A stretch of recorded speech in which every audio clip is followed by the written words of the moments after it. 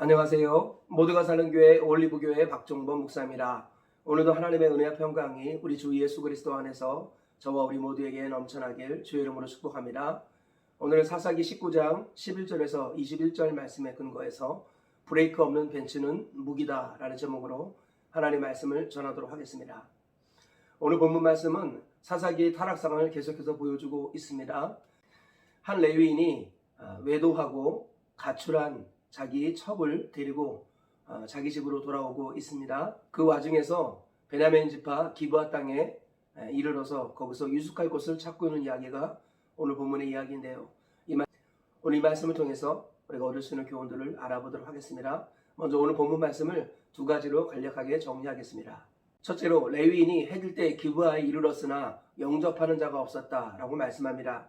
오늘 본문 11절 이하에 이렇게 말씀하죠. 그들이 여부스에 가까이 갔을 때 해가 지려 하는지라 종이 주인에게 이르되 청하건대 우리가 돌이켜 여부스 사람의 성읍에 들어가서 유숙하십시다 하니 주인이 그에게 이르되 우리가 돌이켜 이스라엘 자손에게 속하지 아니한 이방 사람의 성읍으로 들어갈 것이 아니니 기브아로 나아가리라 하고 또 그 종에게 이르되 우리가 기브아나 라마 중 한 곳에 가서 거기서 유숙하자 하고 모두 앞으로 나아가더니 베냐민에 속한 기브아에 가까이 이르러 해가 진지라 기브아에 가서 유숙하려고 그리로 들어가서 성읍 넓은 거리에 앉아 있으나 그를 집으로 영접하여 유숙하게 하는 자가 없었더라.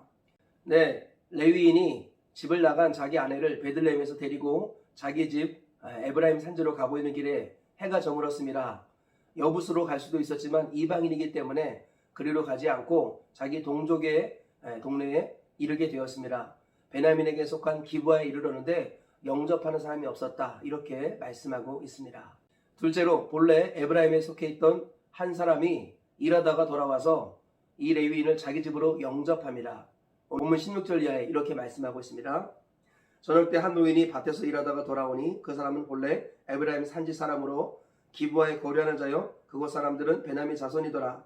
노인이 눈을 들어 성읍 거리에 나그네가 있는 것을 본지라. 노인이 묻되 그대는 어디로 가며 어디서 왔느냐 하니 그가 이르되 우리는 유다 베들레헴에서 에브라임 산지 구석으로 가나이다. 나는 그곳 사람으로서 유다 베들레헴에 갔다가 이제 여호와의 집으로 가는 중인데 나를 자기 집으로 영접하는 사람이 없나이다. 우리에게는 나귀들에게 먹일 집과 여물이 있고 나와 당신의 여종과 당신의 종인 우리들과 함께한 청년에게 먹을 양식과 포도주가 있어 무엇이든지 부족함이 없나이다 하는지라. 그 노인이 이르되 그대는 안심하라. 그대의 쓸 것은 모두 내가 담당할 것이니 거리에서는 유숙하지 말라 하고 그를 데리고 자기 집에 들어가서 나귀에게 먹이니 그들이 발을 씻고 먹고 마시니라. 네, 한 노인이 있었는데요. 이 사람은 본래 에브라임 출신이었습니다. 그런데 지금 베냐민 땅에 거주하고 있고 여기서 일하고 있습니다.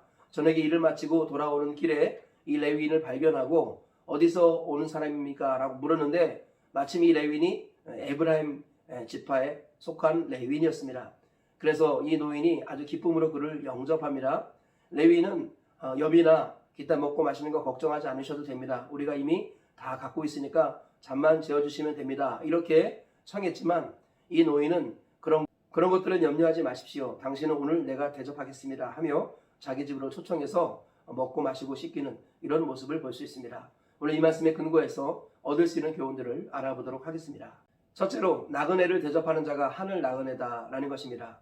오늘 본문에서 레위인이 자기 집으로 가고 있는 길에 해가 저물었습니다. 당시에는 여관이나 기타 숙박시설이 부족했기 때문에 길을 가다가 해가 지면은 길에서 자야 했거나 아니면 누가 친절을 베풀어서 집으로 영접해야만 겨우 유숙할 수 있었습니다.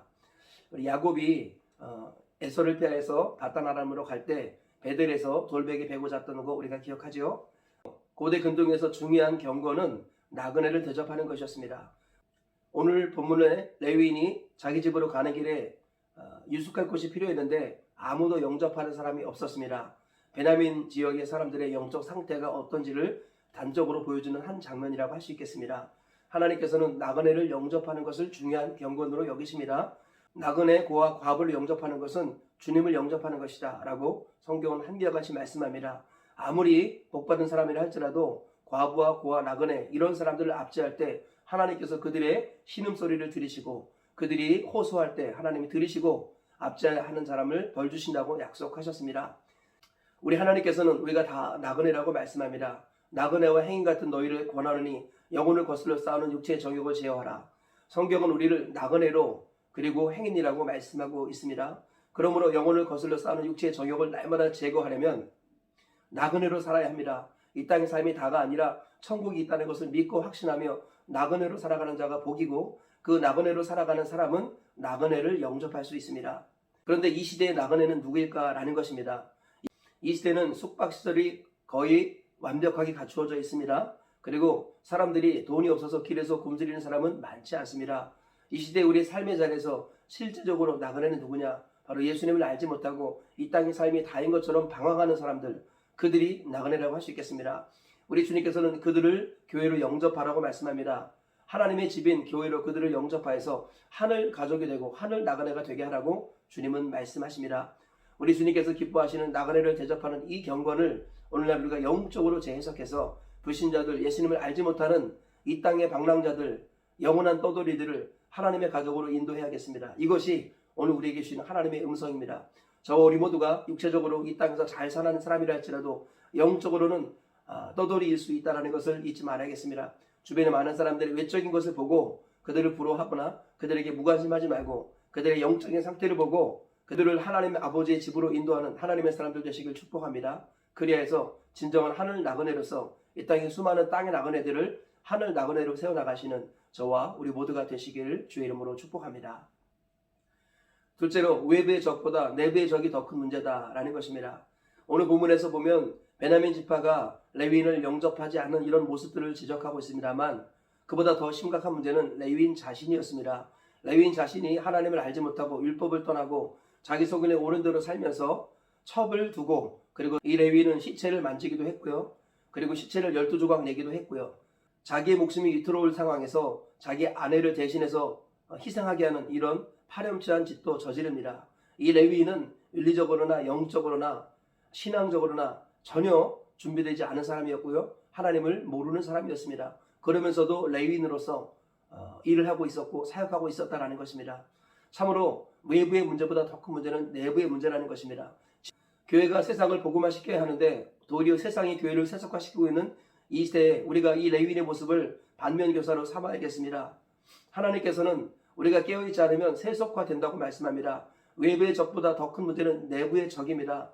내 안에 진리를 잃어버리고 내 안에 하나님을 잃어버리고 형식적이고 외식적으로만 신앙생활하는 이런 모습들은 결국 이 레위인의 모습으로 변질될 수 있다는 것을 주님은 오늘 우리에게 경고하고 계십니다. 우리 자신을 돌아보시면서 외부의 어떤 박해나 고난, 기타 여러 가지 문제들로 우리가 깨어 있어야겠지만 더욱더 깨어 있어야 할 것은 나 자신의 문제입니다. 내가 진리의 근거에서 하나님을 바르게 섬기고 있는가 분별하시기를 축복합니다. 진리의 말씀을 옳게 분별하며 부끄러울 것이 없는 일꾼으로 인정된 자로 자신을 날마다 하나님께 드리는 자가 되시길 축복합니다. 그래야 주님 오시는 그날까지 이 세상을 살되 이 세상에 속하지 아니한 하늘에 속한 사람으로 끝까지 남으시길 축복합니다. 그래야 마지막에 하나님의 품에 영원히 안기시는 저와 우리 모두가 되시길 주의 이름으로 축복합니다. 셋째로, 기준을 잃어버린 열심은 브레이크 없는 벤츠와 같다라는 것입니다. 오늘 본문에서 보면 레위인은 나름대로는 열심히 살아가고 있는 것처럼 보입니다. 자기의 종도 데리고 있고 그리고 아내를 데리러 먼 곳까지 가서 친절하게 아내를 데리고 옵니다. 그리고 자기의 하나님의 집이라고 말하면서 자기 집으로 돌아가서 사역을 해야 한다, 이렇게도 말하기도 합니다.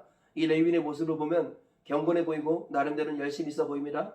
그러나 그는 진리를 몰랐습니다. 하나님을 몰랐습니다. 하나님을 알지 못하고 진리의 말씀을 알지 못하니까 결국 어떻게 됩니까? 다른 사람들에게 해를 주고 민족에 해를 주게 되고 공동체가 넘어지게 하는 통로가 되더라라는 것입니다. 기준을 잃어버린 열심은 브레이크 없는 벤츠와 같습니다. 브레이크 없는 벤츠는 무기죠. 아무리 차가 좋을지라도 브레이크가 없으면 망하는 것입니다. 다른 사람을 해치는 것입니다.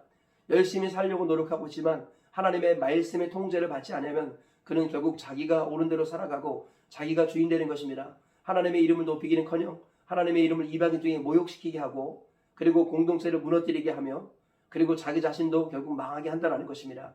하나님께서는 진리의 말씀이 우리에게 브레이크가 되어야 한다고 말씀합니다. 말씀의 통제를 받고 진리의 통제를 받고 주인 되신 예수 그리스도의 통제를 받는 삶, 그 사람이 하나님께서 기뻐하시는 삶이고 이 땅에서 육체의 정욕을 이기는 하나님의 사람이라고 하나님은 오늘도 우리에게 말씀하고 계십니다. 저와 우리 모두가 기준을 잃어버린 열심으로 살지 않도록 깨어있기를 축복합니다. 속도보다 중요한 것은 방향이고 방향보다 중요한 것은 동행입니다. 열심히 산다고 다가 아닙니다. 제대로 가지 못하면 안 되겠죠. 빨리 간다고 다가 아닙니다. 바르게 가야 합니다. 바르게 간다고 다가 아닙니다. 주님과 함께 가야 합니다. 우리 주님께서는 좁은 길을 주와 함께 달리는 자가 시온의 대로로 가는 자라고 말씀하고 있습니다. 하나님께서는 우리가 말씀의 통제를 받는 브레이크 좋은 벤치가 되기를 원하십니다. 그리하여서 다른 사람을 해치고 공동체를 넘어뜨리는 것이 아니라 다른 사람을 살리고 교회를 든든히 세우고 하나님 나라를 세우는 사람으로 세워지기를 원하십니다. 저와 우리 모두가 속도보다 중요한 것은 방향보다 중요한 것은 동행이라는 것을 기억하며 날마다 주님과 동행하며 바른 길을 올바르게 가시기를 축복합니다. 말씀의 결론을 맺겠습니다. 한 사람 레위인이 길을 가다가 유숙할 곳을 찾다가 한 노인의 집에 유숙하는 오늘 본문 말씀을 통해서 세 가지 교훈을 발견했습니다. 첫째로 나그네를 영접하는 자가 하늘 나그네다라는 것입니다. 우리 주님께서는 성도는 하늘에 속한 사람이고 하늘 나그네라고 말씀하시며 진정한 나그네는 땅의 나그네들을 영접하여 하늘 나그네로 변화시키는 사람이다 라고 말씀하십니다. 저와 우리 모두가 예수 그리스도를 알지 못하는 이 땅의 나그네들을 교회로 하나님의 집으로 영접하여서 초청하여서 하늘 나그네로 변화시켜 가시는 우리 모두가 되시길 축복합니다.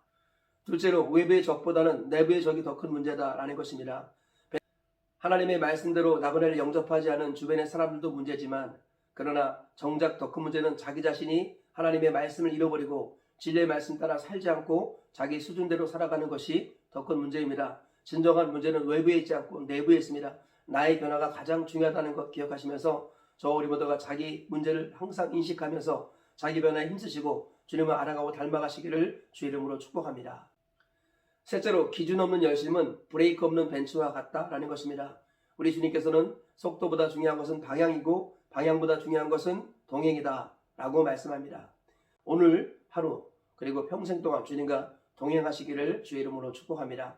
오늘 세 가지 말씀 기억하시면서 하루를 승리하며 사시고 평생을 승리하며 사시길 주의 이름으로 축복합니다.